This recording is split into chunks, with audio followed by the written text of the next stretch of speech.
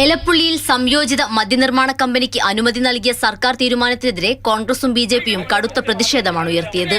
പദ്ധതി നടപ്പിലാക്കുന്ന ഒയാസിസ് കമ്പനിയുടെ സ്ഥലത്ത് ബിജെപിയും കോൺഗ്രസും കൊടികുത്തി സമരപ്രഖ്യാപനം നടത്തി.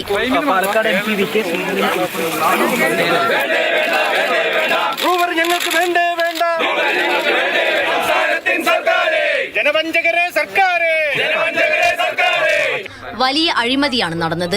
ജലക്ഷാമം നേരിടുന്ന പ്രദേശത്ത് കമ്പനിയെ കാലുകുത്താൻ അനുവദിക്കില്ലെന്ന് വി.കെ. ശ്രീകണ്ഠൻ MP. ജനകീയ പ്രതിരോധം കൊണ്ട് ഈ കമ്പനിക്ക് ഇവിടെ പ്രവർത്തിക്കാൻ കഴിയില്ല. ഞാൻ നേരത്തെ പറഞ്ഞു, അവരുടെ ഒരു പ്രതിനിധിക്ക് പോലും നേരെ ചൊവ്വെ കാലുകുത്താൻ ഈ മണ്ണിൽ കഴിയില്ല. പദ്ധതി അനുവദിക്കില്ലെന്ന് ബിജെപിയും വ്യക്തമാക്കി. ആയിരക്കണക്കിന് ഏക്കർ കൃഷിഭൂമിയെ വരണ്ട ഭൂമിയാക്കുക എന്ന ലക്ഷ്യം വെച്ചുകൊണ്ട് സംസ്ഥാന സർക്കാർ, ഇടതുപക്ഷ സർക്കാർ ചെയ്യുന്ന ജനവഞ്ചനയാണ്. ഈ അഴിമതിക്കെതിരെ ശക്തമായിട്ടുള്ള സമരവുമായിട്ട് ഭാരതീയ ജനതാ പാർട്ടി മുന്നോട്ട് പോകാനാണ് തീരുമാനിച്ചിരിക്കുന്നത്. പ്രതിപക്ഷ ആരോപണങ്ങൾ രാഷ്ട്രീയ വിവാദം മാത്രമാണെന്നും ആശങ്കപ്പെടേണ്ട കാര്യമില്ലെന്നും മന്ത്രി MP രാജേഷ് പ്രാരംഭാനുമതിയിൽ തന്നെ വ്യക്തമാക്കിയിട്ടുണ്ട്. നിലവിലുള്ള എല്ലാ നിയമങ്ങളും ചട്ടങ്ങളും നിബന്ധനകളും പാലിച്ചുകൊണ്ട് എന്ന് വ്യക്തമാക്കിയിട്ടുണ്ട്. അത്രയും സുതാര്യമായ രീതിയിൽ നടന്നൊരു കാര്യമാണ്.